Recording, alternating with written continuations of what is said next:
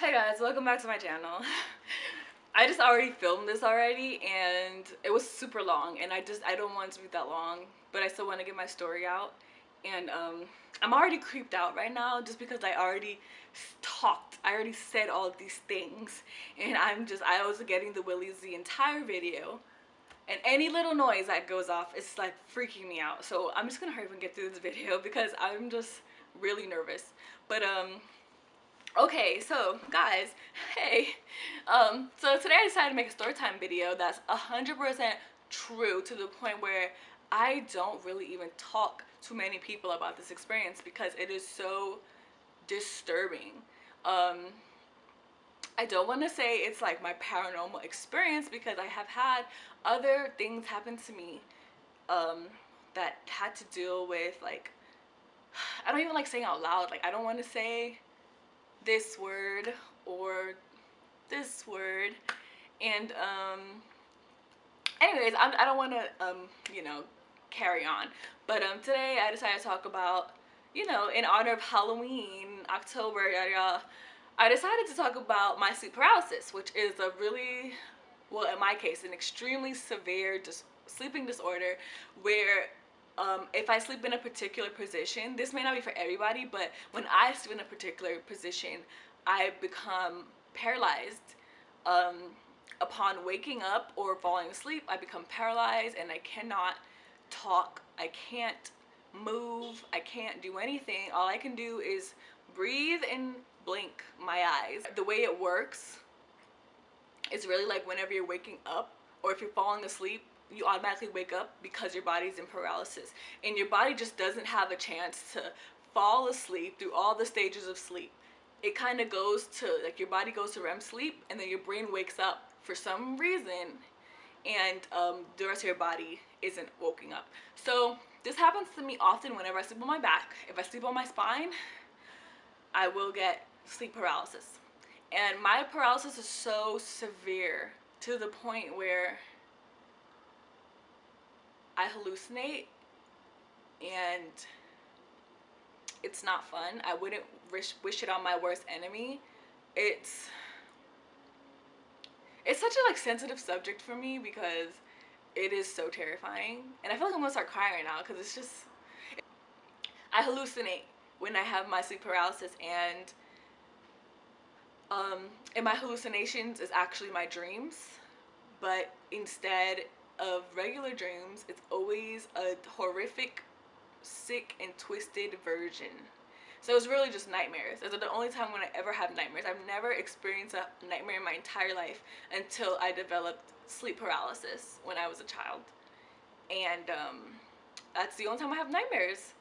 And yeah, so you guys, my sleep paralysis is so bad that the only time I talk about it is when I was in college and I had to explain to my roommates about it. So if they saw me in this position, that they would turn me over, push me, something, anything. I had to tell my boyfriend about it too because, you know, if I'm sleeping, I'm going to need you to know that I am never allowed to sleep on my back, ever. Anyways, but I'm gonna continue with the story. Maybe you can get a better idea of sleep paralysis as I go through the story, because I don't want to sit here and explain it too much because you can find this information on Google.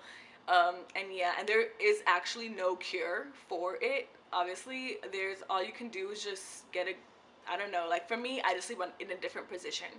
But for other people who sleep in any type of position, they are just honestly shit out of luck. They just have to deal with it, and they just have to, I don't know, just take a sleeping pill, which would probably be the worst thing ever because you'd be stuck like for a longer time. I've read some severe cases where people will get stuck for an hour or two. Mine's probably 5 minutes, but it's probably the worst 5 minutes I'll ever have in my life. Anyways, onto my story. My very traumatic story that has, you know, scarred me. I say this with a smile, but it's because I'm really uncomfortable, and as you can see, I'm like shaking my hands because I'm so nervous. Like, so my story. When I was in high school, I slept in my room, which I have now rearranged, but I don't like live at home anymore. And I had my bed put up against my near my window, which there was a little gap in between my bed, the wall with the window on it. And my mom would always tell me to close my blinds to my window because it was a very big window, like it covered the entire wall. And she would say, close the blinds because you don't want Duppy looking at you while you sleep. Now that's a Jamaican term for ghosts. Duppy is ghost. So one night I'm sleeping and I'm sleeping on my side, and I never get sleep paralysis on my side. And this time I didn't have sleep paralysis actually. So I'm sleeping on my side and I feel like a tap on my cheek. So I'm sleeping like this, I feel a tap on my cheek, and I'm just like, ugh. I'm the type of person, like, I can be a light sleeper and I can be a deep sleeper. But if I feel like there's a bug anywhere, if I hear it, I'm waking up. So I guess I am a light sleeper. So I feel a tap on my cheek and I'm like, ugh, bug, whatever. Ew, that's disgusting, get off me. And a couple minutes later, I'm falling back into sleep and I literally feel 4 fingers caress my face like that. Just like that.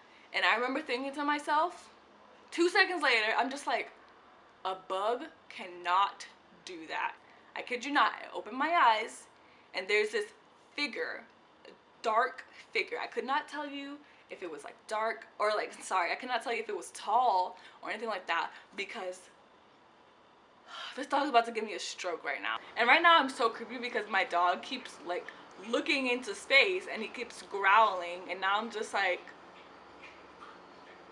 what are you growling at? There's nothing there. And I'm just like, Maya, Maya. And she's not, like, she usually turns around and look at me and she's not looking at me. And I'm just like, I'm just so creeped out right now. I'm just really creeped out. Oh my God. But it, like, I wake up and it's right in front of me, and I didn't look up. I was convinced that there was something right there. I didn't need to look up to look into its face and see like, oh, okay, you're here. Like, no, I just saw the, at least like the, I would say the groin section, like the hip section of it. And it was reaching out again, maybe to touch my face. And as soon as I saw some movement, I got up so fast. I didn't even grab my glasses. And my glasses are the first thing that I think of when I wake up in the morning, because I can't see. I'm blind as a bat. I am so blind. It's disgusting how blind I am. And I didn't even think about grabbing my glasses. I just got up and ran. And I slammed my room door and I was just like, what the fuck just happened? So I kind of just like walked down the hall trying to like brush it off, like whatever. I need to go back to sleep. I have school in the morning, like probably in a couple of hours. So I go into the guest room, which I will never sleep in again. I will never sleep in that guest room again because of what happens next. And I go in the guest room. I can't see for shit because I didn't grab my glasses. I'm not going back in that room. Suck my ass, I'm not going back in that room. I go in the guest bedroom. It has like, you know, the bed and everything. And I hop on the bed. I slept in the guest bedroom plenty of times before, so I don't even get under the covers. I just get on top of the covers. I get on my back because for some reason sleeping on my back is the most comfortable position I could ever be in. Even though I should not ever sleep on my back because that's how I get sleep paralysis. And I just jump on my back. At this point in time, I wasn't really familiar with my sleep paralysis points. I didn't know what exactly triggered it. It would just happen whenever it wanted to.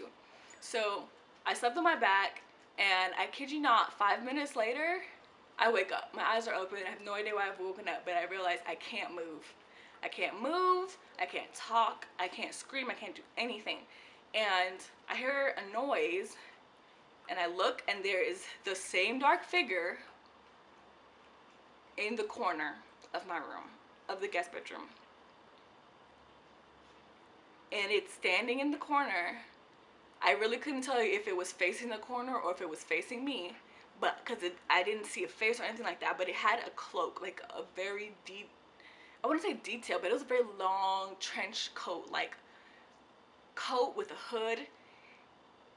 And the thing that frightens me the most about even thinking about this image is the fact that on the opposite end of the guest bedroom is a big mirror, and I saw his reflection in that mirror. And that, I think that's the thing that really terrified me, because I have had other instances with sleep paralysis and my hallucinations and like my dreams happening right in front of me. This was not a dream. This wasn't a hallucination. It was something that was actually happening. And I feel like whenever I have sleep paralysis, I'm actually like, I don't know, like, I've been told that it's dreams, but my dreams aren't like this. I don't have dreams like this. It just doesn't seem like a dream. I heard a noise, and lo and behold, I look up above me. I can't move my head, I can't move my face or anything like that. I just look up above me, and there's a fucking, not directly above me, but there's a goat at the foot of the bed. There's a goat at the foot of the bed floating. And it looked like it was in pain. I've seen goats in person before, like they look like goats. This goat looked like it was in pain. Like it was wreathing, and it was like, bah, bah. I'm sorry. But yeah, like it was just like, I don't know, it just looked like it was in pain. It looked like a full-grown adult goat. And I literally, I had a panic attack and I passed out. And I woke up, I shot up out of bed, because I've been told that panic, like when you pass out, when you make yourself pass out, that's how you break your sleep paralysis. And it's really hard to even make yourself pass out. But I passed out. As soon as I woke up, I jumped out of the bed. Nothing was there. I got up, and that was the first time I got in the bed with my mom and my dad. And my mom and my dad was like, what the hell are you doing here? And I explained it to my dad. Explain no more. He got up, he got the sage, he started burning the house out, because he believed everything I said. And that makes me wonder if he has the same thing happening to him too sometimes, because a lot of things that I've developed from him that he's never told me before that he had, as soon as I develop something that's from him genetically, then he'll be like, oh yeah, I had that too. And I'm just like, what the fuck? But he believed every single thing I said, and he burned that place out.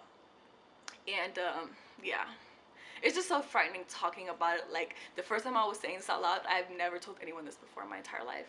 And it just makes me really nervous. Like, I'm in an empty apartment right now. Like, it's so creepy. But I just thought I would share that video with you guys, or the story. It was just really creepy to me. Like, I just had to tell you guys about that. And